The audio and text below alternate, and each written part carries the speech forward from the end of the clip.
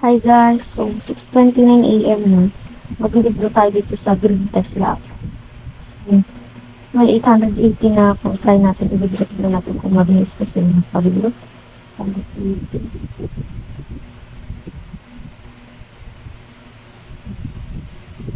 So, please read successfully. For processing na siya guys, wait na lang natin na dumating sa ating Gcash.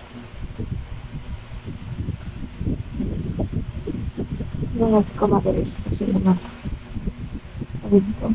Kasi kaninang madaling araw. Mga alas 2 na lumabilis po. Mabilis na mabilis. Check natin kung mabilis na yun. Pag 400 pa lang i-invest ko ng para araw-araw tayo mapabibili.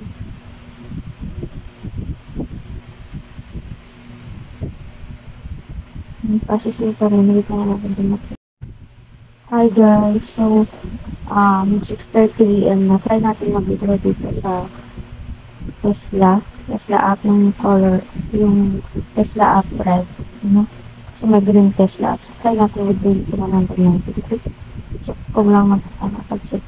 So ngayon, pang 4 days na ni Tesla. Try natin mag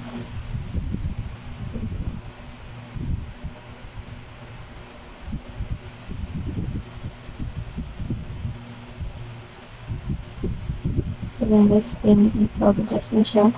Ito lang natin dumating.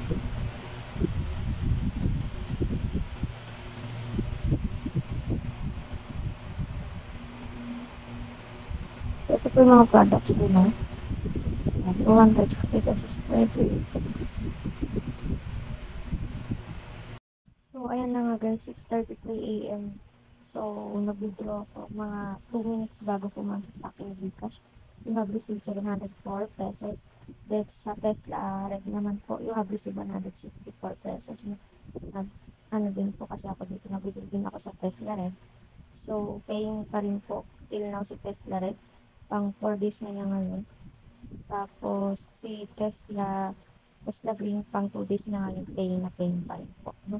Ayan, 6:33 AM na um, paka-withdraw pa po si Tesla Green and Tesla Red. Yun po yung update as of now.